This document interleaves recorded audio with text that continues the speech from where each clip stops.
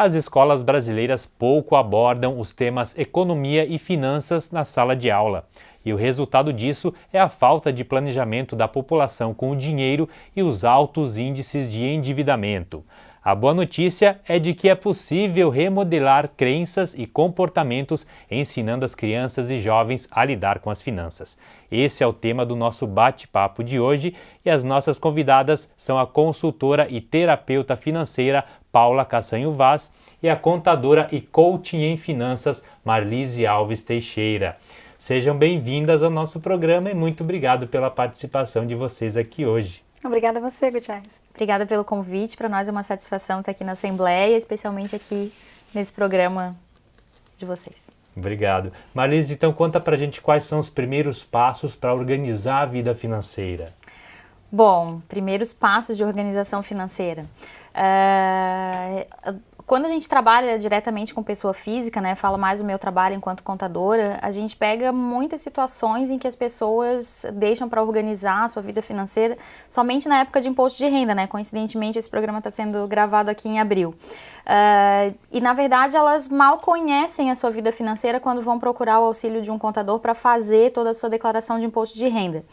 E o mais interessante de tudo isso é que fica sempre nesse desconhecido, né? Um ambiente muito desconhecido para a maior parte da população, como se ficasse no meio da escuridão, de não conhecer os números, não saber aonde que se está pisando. Então, um dos primeiros passos que eu acredito ser o mais prudente na busca por essa educação financeira, por essa prosperidade, é o conhecimento das contas, saber como é que está a minha situação atual, né? Como que está a minha vida financeira? Minha vida financeira, patrimonial... Estou em dívidas, não estou, ganho mais do que gasto, gasto mais do que ganho. Aonde que eu estou financeiramente falando Anotar hoje? todos os gastos, Sim. Todas as receitas, todas as despesas, né? Fazer o balanço. Todo mês é importante isso, né? Fazer o balanço Isso mensal. é super importante, é bem importante justamente para saber quanto que a gente gasta no nosso dia a dia, né? Então são duas coisas distintas, né? Uma é saber quanto se ganha. Geralmente quando a pessoa é assalariada isso fica fácil porque tem ali no contra-cheque o valor líquido que é depositado todo mês na sua conta. Mas tem outros lados, como por exemplo o empreendedor, aquela pessoa que trabalha para vários vínculos empregatícios, ela muitas vezes nem sabe quanto que ganha, né? Então ter esse controle financeiro das entradas é tão importante quanto ter o controle também das saídas, né? Então quanto que eu gasto por categoria, quanto que eu gasto de alimentação, quanto que custa a minha família hoje, né? Em termos de educação, alimentação, lazer, transporte, moradia, são vários itens, né, que precisam compor o nosso orçamento familiar e doméstico para que a gente tenha ideia de onde que a gente está financeiramente falando. E com relação aos gastos é preciso anotar todos, inclusive os menores, né? O cafezinho, o estacionamento, porque somando dia após dia isso faz diferença no final do mês. Faz a diferença. Digamos que são as despesas fantasmas que não aparecem nunca, mas que elas vão como a água que vai pelo ralo, né? Então, muitas vezes é o cafezinho na padaria, algumas despesas pequenas, mas que quando são repetidas, a gente não sabe mais onde é que gastou, né? E aí tem aquela famosa frase, né? Não sei para onde meu dinheiro vai. Nossa, mal acabou, hoje é dia 20 já acabou meu dinheiro, né? Então, várias frases que a gente ouve falar e que muitas vezes é por falta do controle financeiro que a gente não sabe realmente, não tem ideia para onde que esse dinheiro vai. Paula, outro cuidado que o brasileiro deve ter é com as dívidas, né? Na hora de contratar novas dívidas. Quais são os conselhos que você daria para as pessoas que estão nos assistindo? A gente costuma ver o seguinte, que as pessoas quando vão contratar qualquer tipo de financiamento, seja, por exemplo, um financiamento para comprar um carro, para comprar um imóvel, ou até pegar um crédito dentro do banco no sentido de pegar o cheque especial, o cartão de crédito, eles não contabilizam o que aquilo vai impactar na vida financeira como um todo. Até porque quando você vai fazer a compra, o vendedor geralmente faz uma análise de que 30% do valor do teu salário vai ser destinado para aquela parcela. Aí você, vamos pegar o exemplo do carro, né? Então você foi lá e comprou um carro e aquela parcela corresponde a 30% do valor do seu salário.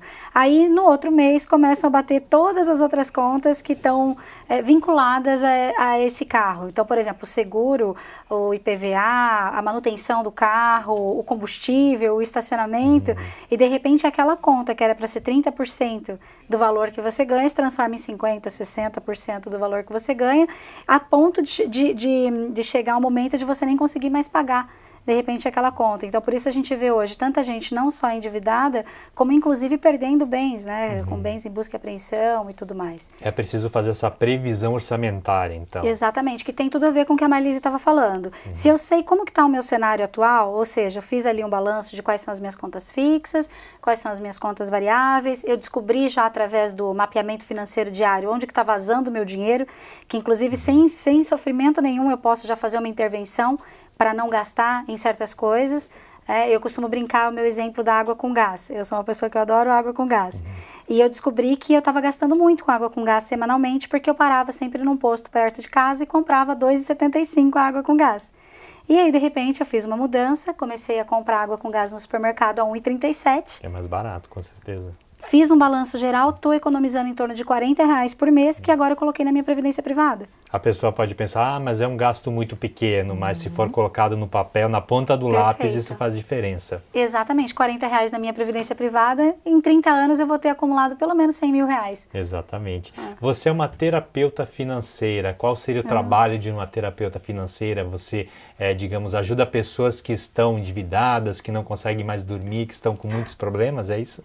Também, na realidade eu sou psicóloga de formação e sou consultora financeira, então eu ajudo as pessoas a trabalhar a relação delas terapeuticamente com o dinheiro e com o sucesso, no sentido justamente do que você falou, né, da pessoa se analisar comportamentalmente, rever as suas crenças, rever a postura que ela tem em relação a gastar e comprar. A gente sabe que muita gente compra por impulso, compra por, igual às vezes a gente brinca sobre mulher, né, a mulher está na TPM, vai no shopping e compra alguma coisa.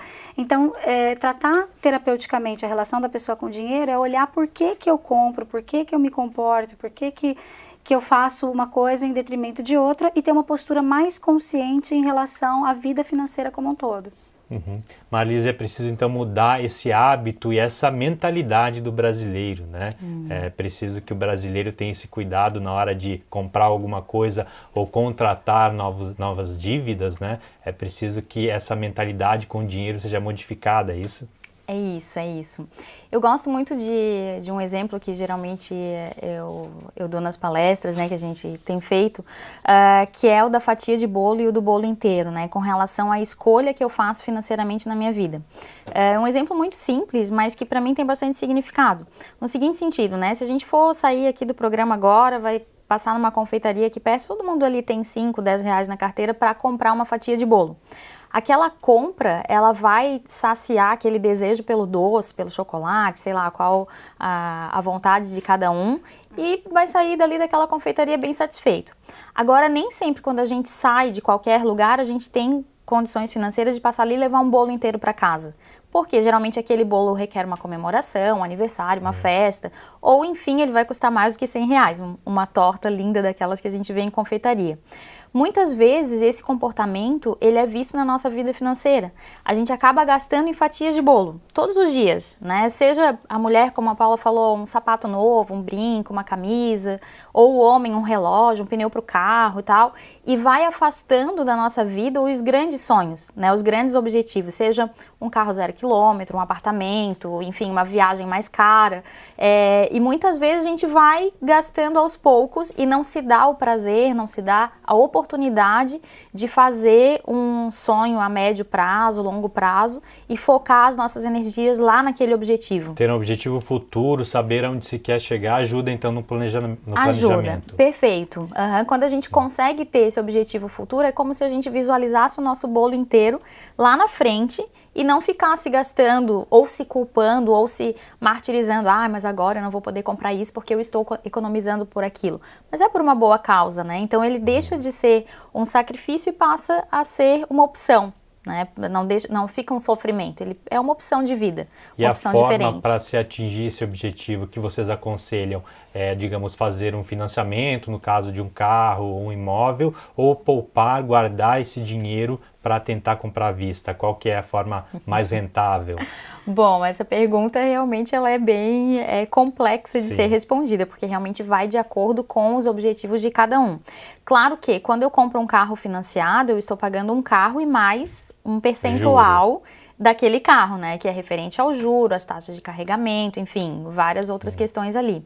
Estudos mostram que quando a gente economiza, quando a gente faz uma poupança, uma reserva para comprar aquele bem, ele sai muito mais barato, muito mais vantajoso e rentável. Então, eu acabo tendo uma renda a mais se eu faço esse objetivo a médio e longo prazo.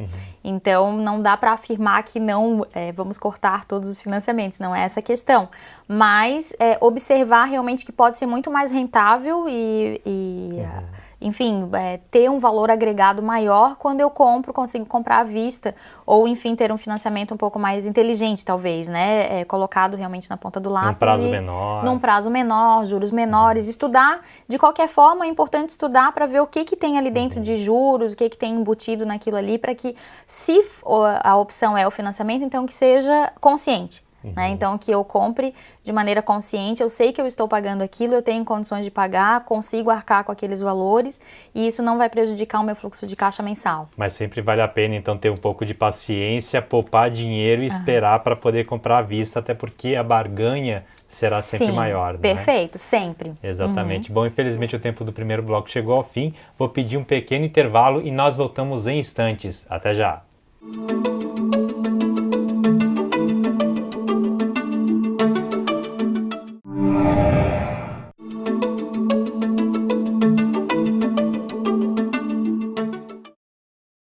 Estamos de volta, hoje falando sobre a educação financeira. Nossas convidadas são a consultora e terapeuta financeira Paula Cassanho Vaz e a contadora e coaching em finanças Marlise Alves Teixeira.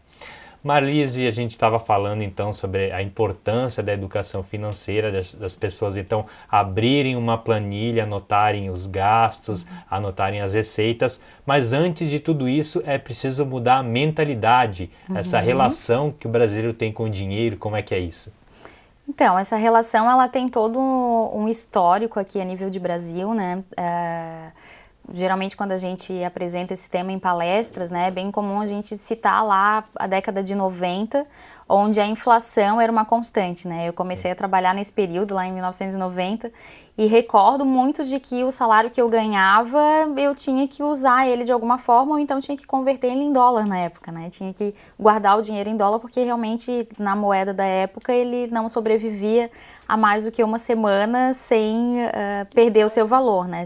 Ele desvalorizava de uma maneira muito rápida. Então, essa foi uma mentalidade que foi embutida em nós, né? Lá naquela época, lá atrás, essa inflação acelerada, onde ou eu comprava de manhã ou à noite eu não conseguia mais comprar aquele produto, né?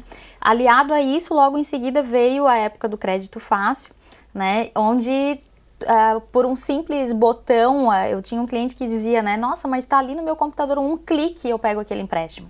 Então é só eu clicar ali que está ali, fácil. 40 mil reais na minha conta e pronto, os meus problemas acabaram, né? Então, realmente, essas duas ondas, assim, né, tanto a da inflação quanto a do crédito, vem como realmente uma bomba na nossa mão hoje financeira, né? Foram dois momentos históricos distintos que estimularam o consumismo do brasileiro. Isso, estimularam o consumismo e foram colocando na nossa mentalidade algumas crenças de que realmente o consumo ele precisa ser de uma maneira rápida e para ontem sempre. E qual que é a mentalidade que uma pessoa de sucesso, uma pessoa, digamos assim, rica, bem-sucedida deve ter?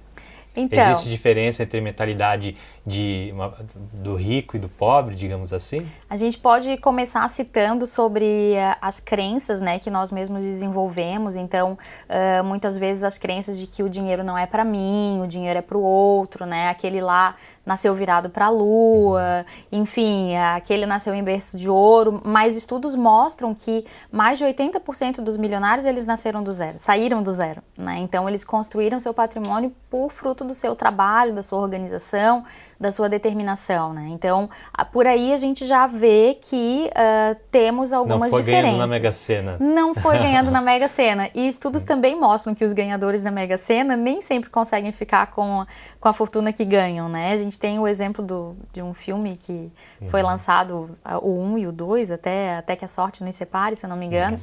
E que mostra justamente essa história, né? Enquanto não se muda a forma de pensar e o seu comportamento frente a finanças, o dinheiro pode e realmente ir Não embora. importa quanto dinheiro a pessoa ganhe, ela vai gastar. Isso Dinheiro mesmo. acaba, né? O dinheiro acaba. Paula, você e a Marlise então desenvolvem um projeto para reeducar as pessoas, né? Para mudar essa mentalidade que as pessoas têm com o dinheiro. Conta pra gente como é que se desenvolve esse projeto. Eu e a Marlise, nós nos encontramos profissionalmente através de um grupo de estudos, né, que a gente tem ali na Associação Comercial, e a gente percebeu que tínhamos muitas coisas em comum. Ela já trabalhava como coach financeira e eu como terapeuta financeira, e percebemos que a gente tinha uma missão de ajudar as pessoas a melhorar não só o seu relacionamento com o dinheiro, como os seus resultados também, para que tivessem uma vida mais próspera, uma vida de resultados mais sustentáveis, vamos dizer assim, né? E aí, pensando nisso, nós nos juntamos e criamos agora o projeto Semente Próspera. E nesse projeto a gente desenvolve desde palestras de educação financeira para vários tipos de público, né? Recentemente, inclusive, trabalhamos jovens atletas no Havaí, de 16 a 20 anos de idade. Trabalhamos também com empreendedores, grupos também que são, os grupos são sistemáticos que a gente trabalha a educação financeira através de aulas durante 10 a 12 encontros, dependendo do grupo, né? E também trabalhamos com workshops de 4 horas para ajudar as pessoas a dar aquele primeiro passo, já começar a ver como é que está a vida financeira e começar a planejar como que vai ser daqui para frente. E para quem está nos assistindo e tiver interesse em participar do projeto, como é que deve proceder? Pode entrar em contato com a gente, comigo pelo telefone 48 9953 0144 ou com a Marlise nos telefones 48-3225-7054. É isso, então, a pessoa a partir desse momento que ela mudar a consciência, mudar a vontade e buscar conhecimento vai fazer toda a diferença na vida. Vai fazer toda a diferença, com certeza. Inclusive, os pesquisadores dos Estados Unidos que a gente gosta bastante de citar, que é o Thomas Stanley e o William Danko, eles fizeram uma pesquisa com as pessoas mais bem-sucedidas do mundo e eles descobriram que todos os milionários do mundo, não só dos Estados Unidos, têm uma característica em comum, que é estudar a educação financeira.